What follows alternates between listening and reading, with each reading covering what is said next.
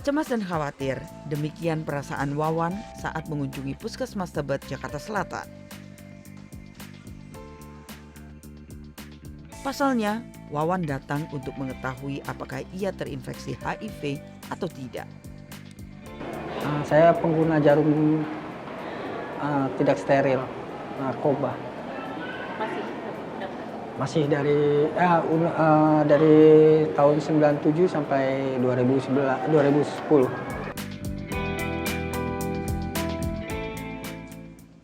Saat ini sangat mudah memeriksakan diri untuk mengetahui apakah kita terinfeksi HIV atau tidak. Berbagai layanan kesehatan sudah menyediakan pemeriksaan ini, bahkan mulai dari tingkat puskesmas sebagai pusat layanan kesehatan paling dekat. Beberapa puskesmas bahkan sudah menyediakan layanan konseling. Seperti Wawan yang juga melakukan tes laboratorium. Tujuannya agar Wawan siap secara psikologis jika memang ia positif terinfeksi HIV. Kita ini kan misalnya nih, Wawan tadi suntik. Kemudian HIV itu adalah semacam virus. Awalnya aku pas lagi nongkrong dengan teman-teman, mereka datang untuk memberikan informasi seputar HIV dan juga faktor-faktor yang ditimbulkan oleh HIV itu sendiri. Dan karena saya juga beresiko dari jarum suntik, akhirnya saya mau dengan sadar untuk melakukan tes HIV. Setelah melakukan konseling, barulah Wawan menjalani tes laboratorium. Jadi kalau pelayanan dasar yang saya katakan tadi sebagai konsultasi lah atau konseling, kemudian jika ada seseorang datang konseling kita merasa beliau beresiko, kita akan melakukan anjuran untuk mengikuti pemeriksaan laboratorium, pemeriksaan darah contohnya seperti itu. Nah, kalau pasien setuju maka akan dilakukan pemeriksaan, tapi kalau tidak kita mencoba konseling dan melihat apa masalah yang membuat dia tidak mau mengikuti.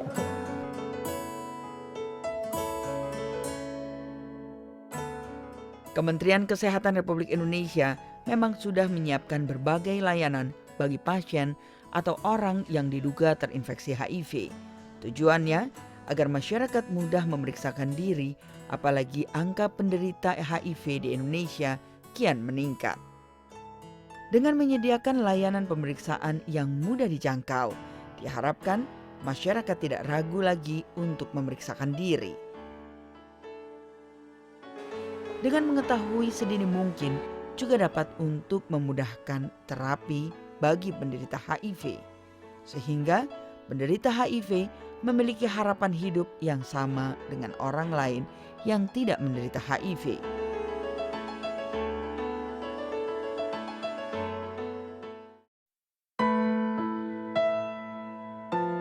HIV terus menelan korban, dari remaja sampai orang tua, pria atau wanita, bahkan bayi dalam kandungan sekalipun semakin banyak tertular HIV. Virus ini tak pernah pandang status sosial ekonomi dan pendidikan, dan tak seorang pun kebal terhadap virus ganas ini. Tetapi dari data yang ada kumulatif ya, jadi 1987 sejak didiagnosis pertama penderita AIDS ya, kalau AIDS boleh kita bicara penderita ya, penderita AIDS ya, 87 di Denpasar sampai dengan tahun 2014, saya kira angkanya berkisar 198, lebih dari 198.000 untuk HIV-nya. Ya, itu bukan AIDS ya.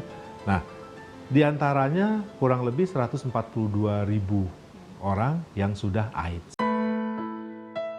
Untuk mengatasi dan mengendalikan penyebaran HIV, Kementerian Kesehatan Republik Indonesia melakukan upaya penanggulangan yang disebut dengan layanan komprehensif berkesinambungan atau LKB. Saya kira cukup banyak ya dan bervariasi layanan-layanan yang ada ya, terutama tes HIV-nya sendiri ya. Dari pelayanan kesehatan tingkat dasar di puskesmas bahkan klinik-klinik kita juga kita siapkan. Ya, kita sudah punya hampir di seluruh Indonesia semua klinik untuk melakukan itu. Dan itu juga harus dilakukan dengan konseling. Kita juga sudah menyiapkan untuk konseling. Bahkan untuk konseling itu meningkatkan pengetahuan, kita ada namanya pembelajaran jarak jauh. Salah satu caranya adalah dengan bekerja sama dengan lembaga swadaya masyarakat atau LSM yang memiliki perhatian terhadap penyebaran dan penanggulangan HIV di Indonesia. Misalnya dengan Perkumpulan Keluarga Berencana Indonesia atau PKBI. PKBI adalah lembaga non-pemerintah yang bekerja membantu pemerintah untuk program penanggulangan HIV/AIDS di Indonesia. Kita mulai terlibat di dalam program ini sebenarnya sejak tahun 2000-an. Tetapi kami mendapatkan kepercayaan bersama Kementerian Kesehatan, Komisi Penanggulangan AIDS Nasional untuk penanggulangan HIV/AIDS di 82 kota kabupaten di 12 provinsi sejak 2008. PKBI mencetak kader-kader peduli HIV/AIDS yang bertugas turun ke tengah masyarakat untuk membantu menanggulangi HIV/AIDS di Indonesia. Yang kita lakukan adalah pencegahan, yaitu memberikan informasi kepada kelompok masyarakat yang berisiko terinfeksi HIV dan juga kepada masyarakat umum. Kemudian yang kedua adalah memberikan pemahaman agar masyarakat segera memeriksakan dirinya apakah terinfeksi atau tidak. Dan yang ketiga, kita memberikan dampingan kepada orang yang sudah terinfeksi HIV dari kelompok masyarakat manapun. Kita memberikan dukungan atau yang disebut dengan peer support atau dukungan kepada orang HIV atau ODA. PKBI melakukan komunikasi, informasi, dan edukasi serta menjangkau kelompok masyarakat dengan risiko tinggi terhadap HIV. Di antaranya komunitas penjajah seks dan kliennya, serta pemakai narkoba suntik. PKBI juga memberikan layanan konseling bagi mereka. Misalnya saja Yuli, seorang konselor yang mendampingi Wawan saat melakukan tes HIV. Kesulitan di lapangan, biasanya teman-teman masih ada yang beberapa masih malu-malu untuk mengungkapkan gitu maksudnya. Terus kalau yang kedua biasanya untuk akses layanan ini kan biasanya kendalanya teman-teman tuh kendalanya biaya. Maka kita menyarankan untuk biasanya kalau yang sudah positif menganjurkan untuk punya nggak BPJS gitu atau ini lain persyaratan lain karena biasanya kendalanya mereka di biaya gitu. Jadi nah untuk bikin BPJS itu kan banyak juga teman-teman yang ternyata tidak punya misalnya KTP, untuk persyaratan itu kan harus punya KTP, KK dan segala macamnya. Kadang-kadang mereka juga terbentur dengan itu. Jadi kita harus membantu mereka bikin dari awal misalnya kayak KTP terus KK sampai akhirnya jadi BPJS kayak gitu.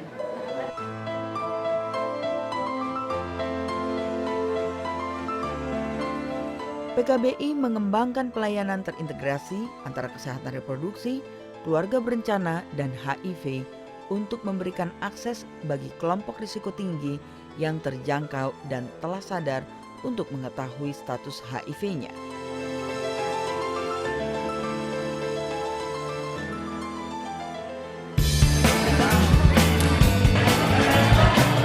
Selain itu ada juga program pencegahan penularan HIV/AIDS dari Promosi Kesehatan Kementerian Kesehatan Republik Indonesia. Program bertajuk Aku Bangga Aku Tahu atau ABAT ini menjangkau sasaran para kaum muda. Dengan menanamkan pemahaman dan kesadaran akan HIV/AIDS pada mereka, diharapkan para pemuda dapat menghindari segala perilaku yang menyebabkan HIV dan AIDS, sehingga penularan HIV/AIDS di Indonesia pun akan berkurang. Nggak pakai narkoba, jangan pakai narkoba. No narkoba. Tidak memakai narkoba. Nggak pakai narkoba. Tidak memakai narkoba. Nggak seks bebas. Nggak seks bebas. Tidak melakukan seks bebas. Tidak seks bebas. Tidak melakukan seks bebas. Tidak melakukan seks bebas. Tidak memakai narkoba. Tidak melakukan seks bebas. No HIV, no AIDS.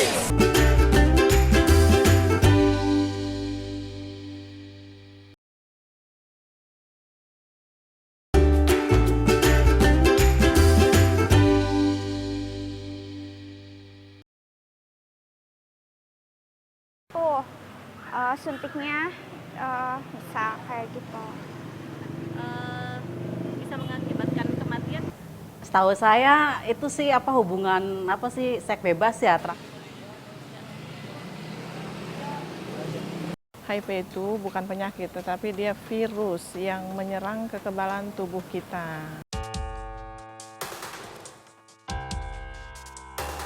HIV adalah virus yang menyerang dan merusak sistem kekebalan tubuh sehingga kita tidak bisa bertahan terhadap penyakit-penyakit yang menyerang.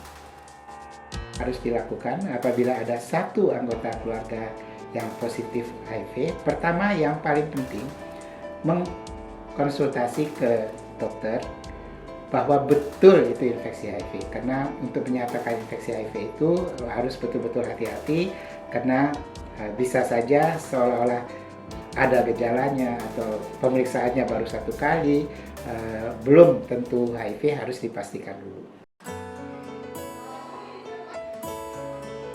Bila sistem kekebalan tubuh seseorang sudah rusak atau lemah, maka ia akan terserang oleh berbagai penyakit seperti TBC, diare, sakit kulit, dan penyakit-penyakit lain.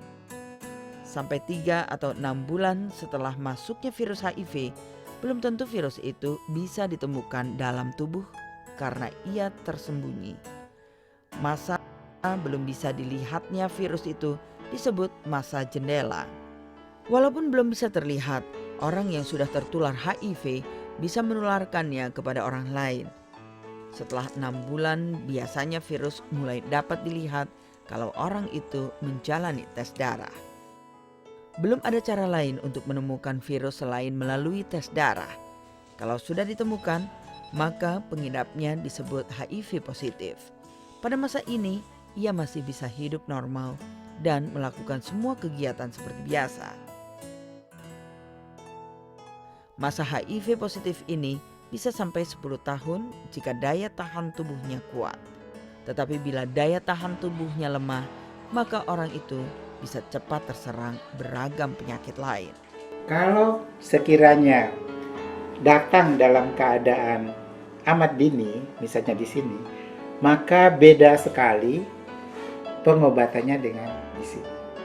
Bukan hanya beda pengobatan, tapi hasil pengobatan juga berbeda sekali. Kalau di sini amat sederhana, mungkin hanya minum obat antivirus saja sudah selesai.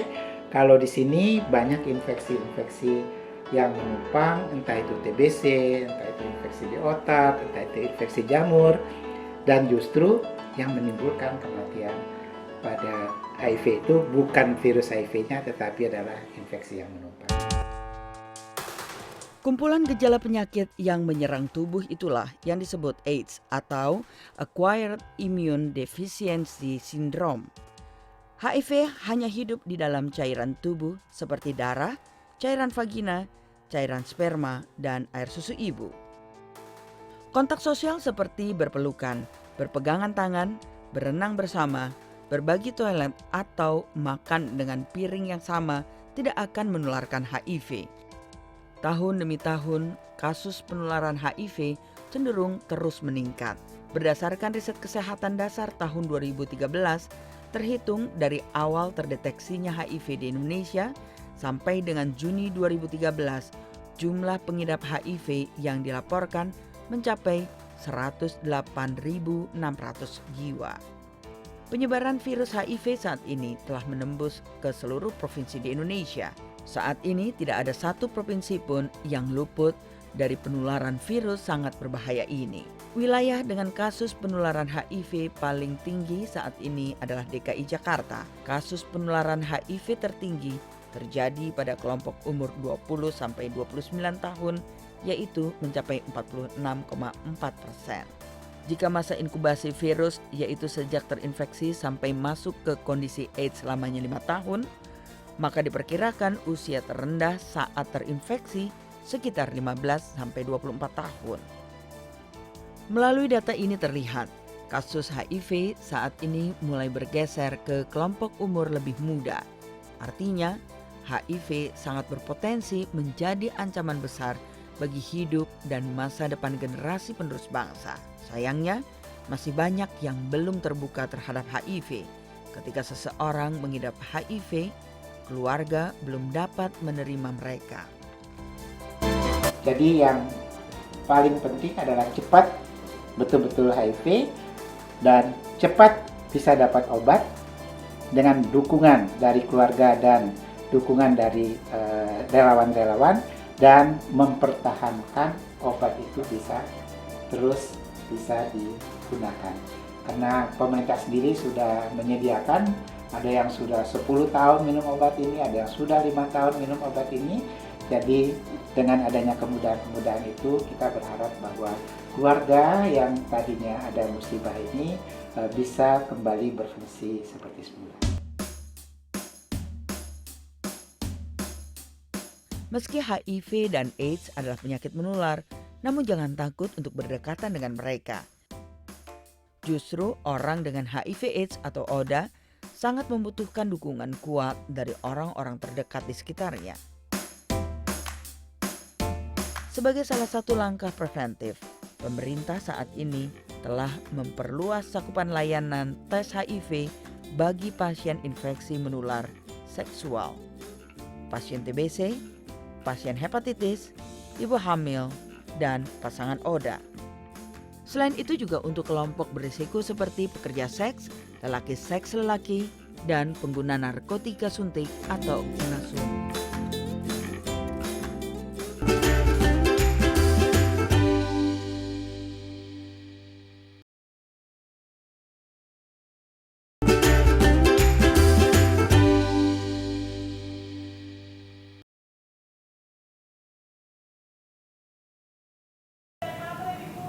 Setahu saya sih belum ada kali ya.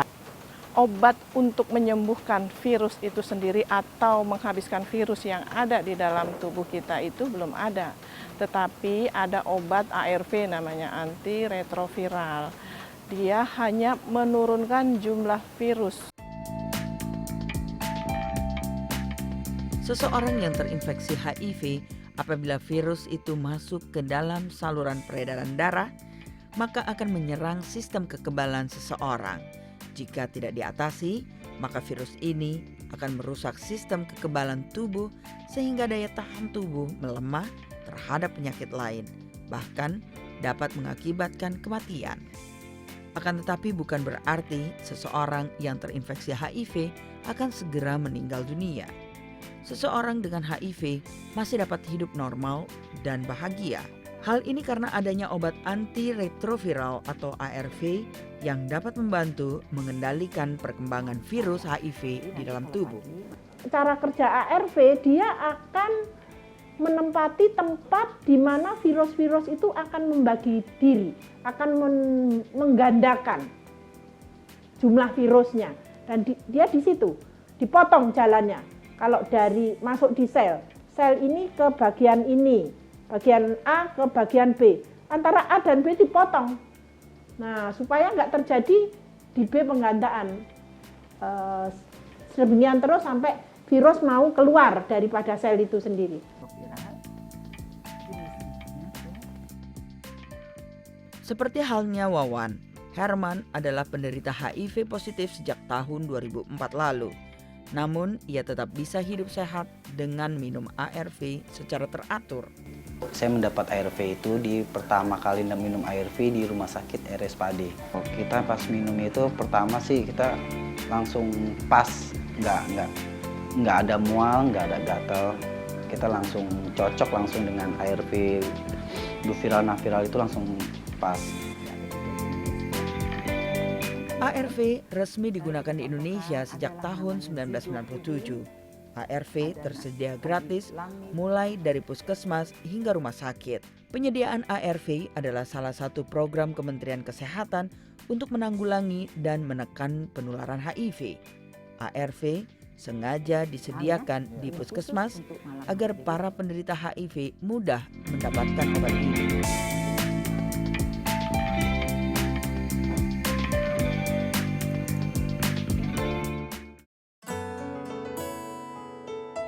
ARV harus dikonsumsi secara teratur setiap 12 jam. Untuk itu, dibutuhkan dukungan dari orang-orang terdekat yang dapat membantu mengingatkan penderita HIV agar waktu minum ARV tidak sampai terlupakan. Saat ini hanya ARV yang dapat membantu menekan perkembangan virus HIV di dalam tubuh selama digunakan secara teratur. Bahkan bisa sampai virus HIV tidak lagi terinfeksi saat dilakukan cek darah di laboratorium. Untuk keberhasilan ini diperlukan satu adherence, kepatuhan. Kalau dia minum, ntar stop sendiri, sak maunya, nakek lagi, stop lagi, ya gimana kita bisa mendapatkan sesuatu hasil yang maksimal. Karena prinsip daripada HAART itu tadi, pemberian 3 kombinasi antiretroviral adalah harus seumur hidup, tidak boleh putus. Akan tetapi penderita HIV juga harus selalu menerapkan gaya hidup sehat agar mereka tidak mudah terkena penyakit. Sementara itu, bagi penderita HIV yang sudah mengalami komplikasi penyakit lain atau sudah dalam tahap AIDS, pemerintah bekerja sama dengan berbagai rumah sakit untuk menyediakan layanan pengobatan khusus bagi ODA. Di Rumah Sakit Cipto Mangunkusumo atau RSCM sebagai rumah sakit terbesar dan terlengkap, RSCM menyediakan klinik khusus bagi HIV/AIDS dengan dokter spesialis di bidangnya masing-masing. Rumah sakit lain seperti Rumah Sakit Fatmawati juga menyediakan klinik khusus bagi ODA. Program-program pemerintah yang ada melalui LKB diharapkan dapat menekan angka penderita HIV/AIDS di seluruh Indonesia. Prevalensi kita 0,5%, di bawah 0,5%. Ya. Nah, kita harapkan di tahun 2019 nanti angka itu juga tidak melebihi dari 0,5%. Nah, untuk memastikan 0,5%, kita harus rajin ya, melakukan pemeriksaan. Ya. Kesadaran masyarakat tentang HIV dan risikonya adalah salah satu faktor pendukung yang sangat menentukan keberhasilan program pencegahan dan pengendalian penularan HIV. Semakin luas pengetahuan masyarakat tentang HIV dan risikonya, semakin tinggi pula kesadaran dan kemampuan masyarakat untuk menghindari perilaku yang bisa menyebabkan penularan HIV.